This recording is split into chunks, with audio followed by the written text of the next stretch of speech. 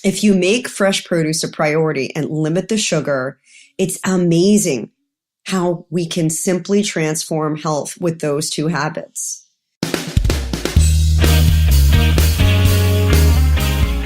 Hi, I'm Mareya, otherwise known as the Fit Foodie. I'm a chef, holistic nutritionist, author, inventor, and mom. And I want to welcome you to my podcast. It's called Recipes for Your Best Life. And with every episode, I'm peeling back the onion on fitness, nutrition, health, wellness, and family. The truth is, you're the chef of your life. And for every important pillar, there's a great recipe worth sharing. So every week, we'll explore them together. Think of it as food for thought that you can really sink your teeth into. So join me, and let's squeeze the joy out of this life, because you only get one. Can I get a fork, yeah? There really is no soft way to convey this. We're creating history that will change the direction of future generations, but not in a good way. Today, about 1 in 3 American kids and teens is overweight or obese. And with good reason, childhood obesity is now the number 1 health concern among parents in the U.S., topping drug abuse and smoking. And it's not about the obesity, guys. It's not about the physical, the shame. It's about the disease. Those unhealthy eating habits and lack of physical activity will manifest itself in a shorter life expectancy. For the first time ever, this generation will be less healthy and will live less than their parents. So we have an epidemic on our hands, and it's crunch time. The good news is, though, it's curable. Okay, I'm going to go out on a limb, and I know I'm probably going to get a little backlash for this, but this is data. This is real. These are statistics that are readily available, and I'm just going to lay them out for you. Among children age 2 to 19, here are how the obesity percentages lay out. For non-Hispanic whites, 17.5% of males and 14.7% of females, okay? For non-Hispanic blacks, 22.6% of males and 24.8% of females. Okay, so we're seeing about a 5% jump in males from non-Hispanic whites and about a 10% jump in females. For Mexican Americans, 28.9% of males and 18.6% of females. So who's the most at risk segment? Mexican American males and African American females. According to the CDC, 40.2% of Mexican origin men are over 20 are obese.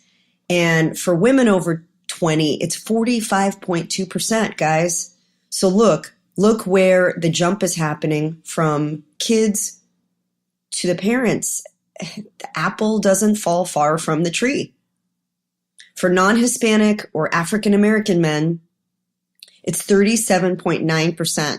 And for non-Hispanic or African American women over 20, it's 57.6%, over half. More than half of women. And they are making over 70% of the shopping decisions for the family. So a lot of that choice is in their hands. Now, obesity is not just a health issue that can lead to lifelong afflictions or in many cases a shorter life like I mentioned. Chronic disease associated with obesity includes diabetes, hypertension, stroke, elevated blood cholesterol, and a lifetime of prescription drugs. Obese children are also affected by low self-esteem, negative body image, and depression. It's just the facts. They're under the microscope of peer pressure, and feeling bad about their weight is not a weight to put on their shoulders. Now, you might say, well, there's some choice there too. No, there isn't. Not if we are the model by which they are learning. Monkey see, monkey do. I say it all the time. We model behavior for them, and that's what they learn. We either model good behavior or we model behavior that will lead them on the wrong path. Listen, I'm here with you in the trenches. We got to figure out a way to fix mealtime. But I'm going to say right now, we have to start with our own habits. There's no room left for dessert as a reward and for vilifying veggies, dissing on them, making it almost feel like that's the penalty or the penance for good behavior. We have to embrace the ideal that teaching our children to be part of the process will help them become successful eaters and will set them up for a lifetime of success. If we don't bring them into the kitchen and teach them, if we don't bring them into the kitchen and teach them, how in the world can we expect them to have a positive image, a positive outlook, and understanding? It's just like school. If they're not in school learning, how do we expect them to know their math and their biology and how to read and write if we're not teaching them? And guess what? A lot of that teaching is being pulled out of the school because of budget cuts. So, my friends, how do we change the course of this out-of-control train, something that can be so reversible?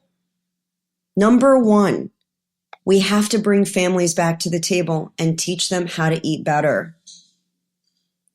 I mean, how really can we expect to know what to do if we've never been taught?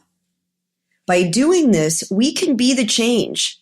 We can be the change makers that bring on a shift, a new season in the world of child nourishment that offers a promise to future generations.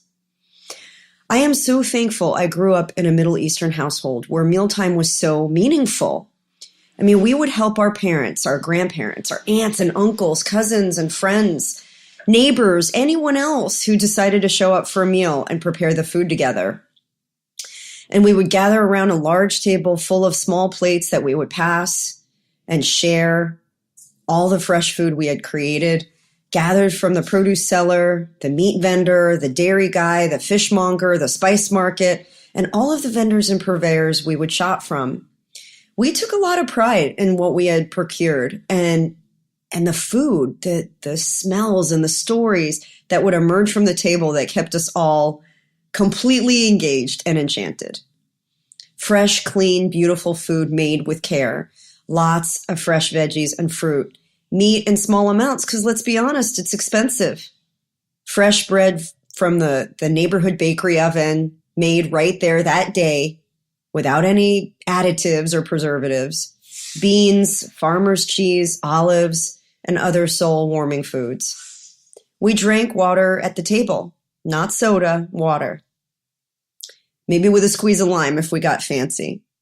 And after dinner, we would cleanse our palates with a piece of fresh seasonal fruit and a cup of mint tea to help with digestion.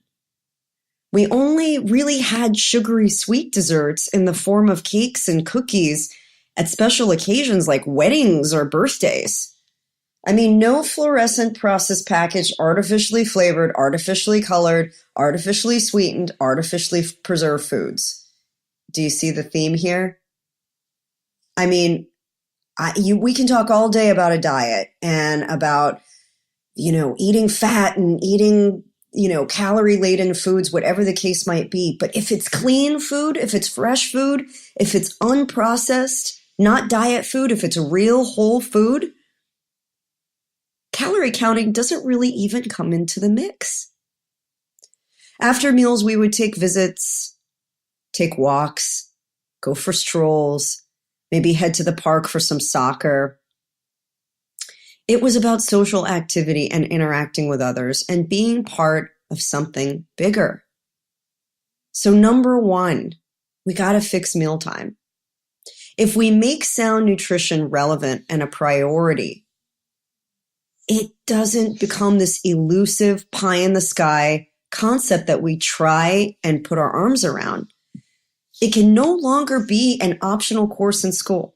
It just needs to become mandatory and carried out throughout the whole education experience. Just as food and water is critical for survival, so is the knowledge and understanding of how to enjoy it in the right amount. Are you with me? I'm a member of the California School Nutrition Association, and I know that there are mandatory standards for school lunch. How it gets manifested is a whole nother story, and it boils down to the effort that the school nutrition director in that school takes. They have to serve a certain amount of fruits and vegetables, but how they present them is sheerly up to them. And we have to think about all of the other school activities that we put forward. How about those cookie dough fundraisers or selling candy or, rewarding kids with candy for good school effort? What message does that send if we're telling them to eat healthy, but then sell this junk to other people to raise money for the schools? So second, we need to become better teachers and role models. We have to make veggies and fruit the hero of the plate and come to terms with our own food phobias. If you grew up hating vegetables, you got to re-examine your own habits. Get kids involved in the process and help them. Own it. Become their own warriors. And throw some kale in there while you're at it. Don't be a kale hater. #kale lover. They are 80% more likely to try something if they've had a hand in it. If you make fresh produce a priority and limit the sugar, it's amazing how we can simply transform health with those two habits. So if our refrigerators are filled with junk, or worse, diet soda and ketchup, what are we teaching? Life on a perpetual diet? That will make yo-yos out of all of us. And number 3, we have to make it a habit. If we make it a ritual, we put the technology down, we become present, we eat and enjoy together. We make activity a ritual and a habit where we put our sneakers on, where we play with our kids, maybe grab a basketball, hop on a bike, take that soccer ball to the field, go for a walk, shoot, act like a kid and play hopscotch, jump rope. Last week, I rode scooters and played at the playground with my kids. They think that that's hilarious, and they love it, and so do I. And I don't think I ever feel closer to them than when we eat, cook, and play together. Now think about this. Perhaps a product of fixing mealtime is that we can actually fix families too. Wouldn't that be the ultimate cherry on top? Now that's the real dish, my friends, and good food for thought. Now, if you are a parent and have a child in school, join me and help me host a Crunchtime event at their school. From setting world records for the loudest crunch to fun food demos that I do to nutrition entertainment, what I call nutrition education, food education, I help bring that to your school and empower your students, your kids. For more information on all the ways that you can lead your community and carry out a Crunchtime event, please contact me at info@eatcleaner.com. Together, we can make real change happen, and by adopting these simple practices, we can change the course of where this train is going to and shake up our own apple tree.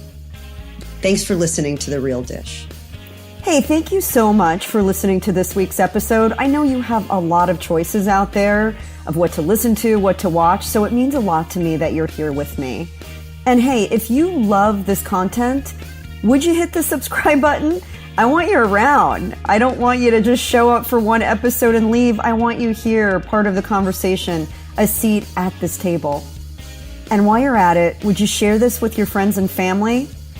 And if you take a screenshot and share it on your social media with a hashtag RFYBL for Recipes for Your Best Life, I'll make sure to personally give you a shout out, and you may just be featured right here on the show.